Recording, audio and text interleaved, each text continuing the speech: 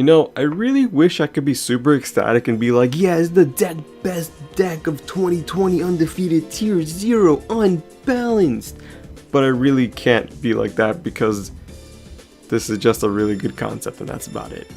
But hey guys, what's up? It's MEKK-KNIGHT here with my Invoke MEKK-KNIGHT deck profile. It's more link oriented. And I wanted to show you guys this because I keep showing you guys more heavy focused on the Super Poly version of Invoke. And I thought it'd be really cool to show you what this deck can do with the Access Code Talker engine. So let's get straight to it, and don't forget to like, comment, subscribe. If you liked the video, let me know. If you didn't like it, let me know why as well. So let's get straight into the deck of the main. Playing 3 copies of Alistair the Invoker, searches out your invocation, and you can boost up a fusion monster on your field by 1000 attack and defense. Really strong, can be a pseudo OTK if you play smart, and yeah, your main and only normal summon of this deck. So we have 3 copies of MEKK-KNIGHT Purple. You can target a MEKK-KNIGHT monster on your field, and if it resolves, you get to banish it until your next standby phase. And you can search out another card that's not MEKK-KNIGHT Purple, so MEKK-KNIGHT Blue, Indigo, Yellow, Red, whichever one you want to play, Orange, Green, if you're playing those, by all means. But we're primarily using this to search out Blue. And speaking of Blue, we're playing 2 copies of MEKK-KNIGHT Blue. So if your opponent has two cards in their column, you're able to search out 2 different MEKK-KNIGHT names from your deck to your hand. So in this case, we'd be searching out a purple and an indigo. If they have 1, you search out 1. If they have 3 cards in their column and you don't have 3 legal targets in your deck, you can't say, oh, I'm just going to search out 2. It has to be based up to your opponent's column. So if they have 3, you have to search out 3. So don't forget that, and be careful where you play your MEKK-KNIGHT columns as well. Well, sometimes 3 is good. 1 copy of Indigo just to move out your MEKK-KNIGHTs to special summon some other ones. You could play yellow and red if you'd like in this deck. I just don't think it's really necessary because I think this is fine. I don't like a very heavy MEKK-KNIGHT engine. They're mostly going to be used for link fodder. So we're playing 1 Prankatops. This is still a going second deck and you want to clear some disruption on your opponent's board. You can always use this for link climbing as well, but you're going to be using it mostly just to attack and then pop something right afterwards.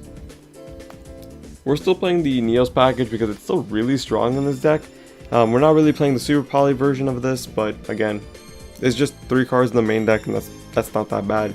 You can easily cut these 3 out for more hand traps if you'd like, or more trap cards. It's up to you, either one is fine, or more extenders. You can make this MEKK-KNIGHT red and MEKK-KNIGHT yellow. Boom, done. Solved your issue. We're playing hand traps as always, 3 copies of Phantasmate. I'm going second. Every deck still uses links. This card is really underestimated, and that's a mistake. It's really good, and the targeting protection is really strong. 2 copies of Ash, Blossom, and Joyous Springs, because we want to make sure my opponent can't play, but we want to make sure we also have cards in our hand to play ourselves, and that's something that's really important. Same concept for Ghost Ogre. We want to make sure we disrupt our opponent's plays, but we're able to play ourselves. The one thing I keep seeing that's a problem is I would see people with like 20 hand traps in Invoke, and then their opening hand is literally nothing. Like, it makes no sense. So you want to make sure you have enough cards, and Phantasmate is good enough to where we can recycle our hand, fix our hand, and maybe if we draw the hand trap from it, hey, we're golden. So for the spells, 1 copy of Terraforming, for our 3 copies of Meltdown. Really good, lets you search out Alistair the Invoker, and your opponent cannot negate the activation of your fusion cards. This does not only include invocation, but it's the instant fusion we're playing and the Neos fusion if you draw it. So again, really good. They can still negate it with Ash, they can still negate the effect, they can still chain things around it, like they can call by the graveyard Alistair in graveyard if they need to. Like, there's options, but hey, it's still good to negate the activation of effects. We're playing 3 copies of Invocation. Oh, I love this card, it's so good. We played 3 because we want to make sure we see it in our hand, we want to make sure we get our plays going, and if we see it in our hand and have an Alistair in our hand, guess what? You're golden. You have 2 invocations, you have 2 fusions right there. We are playing 1 copy of Neos Fusion. You can play this up to 3. If they ash it, you are able to still special summon if you'd like. I just think that this is mostly just for a backup strategy for me. I don't want to make this my primary strategy. Again, you can cut out some things if you'd like, just to up this to 2 or 3, and you will have a stronger Neos Fusion package. But again, you're kind of risking some things around with that. It's up to you, whichever you prefer. If you like Neos Fusion and if you like the whole play of that a bit more, by all means go for it. I just use it as a backup secondary engine in case everything else fails, because Anaconda, well, is basically just Anaconda Neos Fusion. We're also playing one copy of Instant Fusion, because unfortunately it's at 1. But hey, make your 1000 eyes, take something from your opponent's field, and then get rid of it. Pretty simple. 2 copies of Pot of Desires, and I know what people might be thinking. Why are you playing this alongside of the Neos package? I feel like I get that asked a lot. I kinda don't care. Sometimes I need those 2 cards in my hand more than I need the Neos package, and sometimes the Neos package, as good as it is, isn't enough all the time. An Effect Veiler stops it, an Ogre can, well, it won't stop it, but it will hurt it. There's a lot of things that just stop it right now, and I think that I would rather prioritize me being able to play the Invoke or MEKK-KNIGHT package of this thing and Link Climb, as opposed to me doing Neos Fusion, send everything on the field, attack, because that might not be enough all the time. And you know, if I banish the pieces, I banish the pieces. If I don't, I don't. It's kind of like, hey, if I'm not gonna get it anyways, why do I care? So that's my reasoning. You don't have to play Desires. You can switch that out into 2 more Neos Fusions if you'd like. That's just my opinion and my reasoning. Playing 2 Call by the Graves. We're going second deck. I always say if you're going second, play 2. If you're going first, play 3. It makes more sense that way. You're more protected by hand traps and graveyard effects. As a going second deck, you're just trying to do this to bait out effects, kind of. Or to stop things in your opponent's graveyard. 2 Cosmic Cyclones. You know, I will say this in every video. You need to play 2 of some kind of back row removal. I don't care if it's Lightning Storms, MST, Twin Twisters, Artifact Ignition, if that's what it's called, Cosmic Storm, I don't know, the other one, the Cyclone. Just play something, please. Like, I just want to see back row removal, because I keep seeing these people lose to a Mystic Mine and they have no out to it. Because, like, cool, you have a negate on board, but if they activate a second one, what's Appaloosa gonna do? Nothing. She just stares at that card like, I can only negate monsters, don't look at me. Please, guys, please, Cosmic Cyclone. It's such a good card in this format. Play it. Play it. I'm just tired of seeing people not utilize such a good card in the main deck. It's only 2 cards, and it's always active, going first and second. So for the 1-ofs, we're playing 1 Emergency Teleport. We have the Ghost Ogre, so Alistair plus Ghost Ogre is full combo, and that's kind of it, honestly. That's pretty simple. We're playing 1 copy of Monster Reborn, because we're a combo deck that wants to extend, kind of. Like, it's a combo deck in the sense of, like, we're trying to OTK you that turn, and this can just win you the game alone. So if you see it, you see it, you're golden. If you don't, then you have everything else in the deck. We're still going second. We're playing the Mind Control. You guys know I love this card. I just wish it was still at 3. I'm so sad. I get why it can't be, but it was such a good card. And then 3 copies of Impermanence. Just solid all-around hand trap. That's it for the main deck. It's 40 cards. You can change it up how you like, but let's go straight into the extra deck, which personally I've been Fury crafting with it, and I just like this build the most in terms of like the extra deck, because it gives you enough utility, it gives you good going first and second options. But let's get to it. 2 copies of Macabre. We're an Invoke engine. This is primarily an Invoke deck with a MEKK-KNIGHT engine, I would say, more so than the other way around. Like in my Synchro build, it's more of a Synchro variant of Invoke. In my Orcus build way back in the day, it was more of an Orcus build of Invoke than it is Invoke Orcus, if that makes sense. So, playing 2 Macabres, we want to make sure we summon him.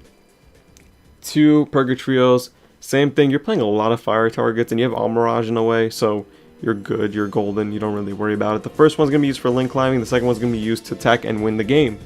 Yeah! And then 1 copy of Augustus for the Invoke lineup. No Elysium, none of that. No Raijin, no nothing.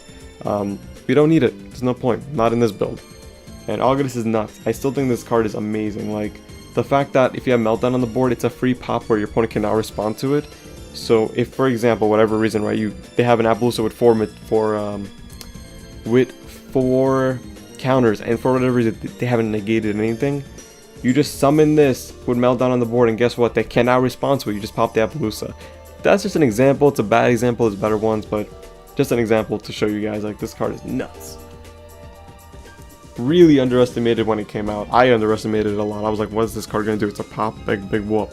When you take it into context of Meltdown, that changes a lot. Playing 1 copy of Thousand Eyes for the Instant Fusion. If you want to be safer about it, you can play Millennium Eyes. I realize like both have good reasonings in the format right now. Again, you have to get rid of this. Don't forget, you have to link this away in order to attack that turn. And you need to remember that, because a lot of people will summon it and still attack, and it's like, no, that's not a legal play. If you have Millennium Eyes on the board, yes, you can still attack with him. He's fine being on the board and attacking. You can't attack with him, you can attack with him on the board though. You can't do that with Thousand Eyes. So you have to link this away, but luckily we do have some good extra deck cards that make that more possible. Rainbow Neos, pretty simple. Send a monster on the board, spin everything back to the deck. Send a back row to the Send a back row to your graveyard. Send all your opponent's back row to the deck, and mill a top card from your deck to the graveyard, and then spin everything from your opponent's graveyard back into the deck. Really solid card, really strong. 4,500. Can boost it up to 75 if you have 3 Alsters in your hand, which has happened once, and it was hilarious. Because my opponent activated Cosmic Cyclone, and I just attacked it for 75. It was amazing. For the Link ones, we're playing one Almirage. We love him. We know what he does. He makes it so that you have MEKK-KNIGHT on board. That's kind of it. And it'll also perk a trio.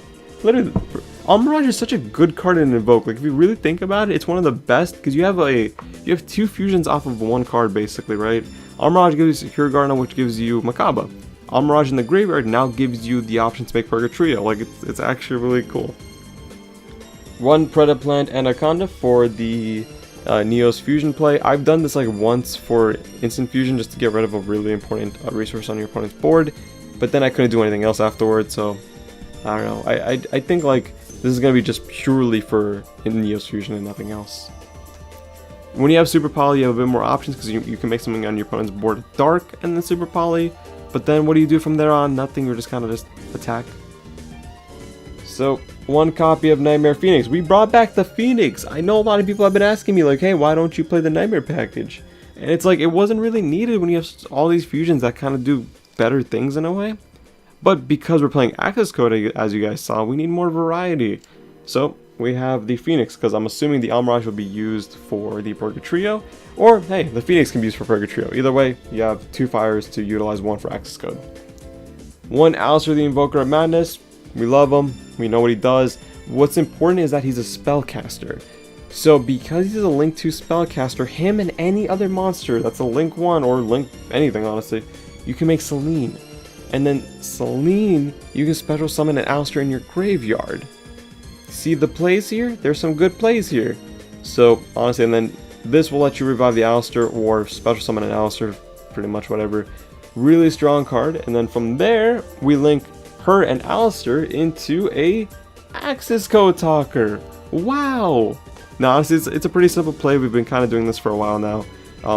With this Access Code in the field, you will likely have a light target, a dark target, and then a fire target. We're going to be assuming the Secure Gardener has been used for the invocation to make Makaba, but you will have basically 3 materials or 3 graveyard resources to banish to make Access Code work. And then Access Code will gain the attack of the Selene's Link 3, so Access Code will be 5,300. And that's really strong. And then finally we're playing just 1 copy of Borrelsword, because sometimes we don't need the Access Code Talker, honestly. Like, Borrelsword is still the win more card. Borrelsword plus Makaba or Augustus has been like nuts, because what I would do a lot of the time in recent games is, let me just show you guys really quickly. So obviously you would have the Borrelsword on the field, and then I would summon out the Augustus actually. Activate Augustus' effect, banish the Makaba in the graveyard. He's now 4,500. So now you have a 3k 45, attack with the 45, attack with the 3k, defense mode, attack with the 3k or boosted depending on what the situation is. So like this is basically your end board with Borrelsword, one of these 2 and the Borrelsword. And now for the extra deck, the side deck, I'll just run by it. It hasn't really changed much at all, to be honest with you guys. 3 copies of Nibiru, stop the combo decks. 3 copies of Dark Ruler, stop the combo decks. 2 copies of Twin Twister, stop the back row decks. 3 copies of Evenly Matched, stop every deck. 3 copies of their Column B1, make sure no one else can play but you. And then 1 copy of Red Reboot to make sure you draw it all the time, so that your opponent can't play the trap cards and you OTK them that turn. And that's it for the deck. I hope you guys liked it. It's more of a Link heavy deck like I mentioned. I do have the Super Poly version still on the channel, so you can go check that out. Nothing really changed with that variant to my knowledge. Drogma does come out in a couple weeks. That would be the primary new deck build for Invoke, I would say. And yeah guys, hope you guys enjoyed. If you have any questions, let me know down below. I'm always happy to answer them. And don't forget to join the Invoke Discord if you like some Invoke stuff. So thank you guys for watching. Take care, stay safe, and see you later.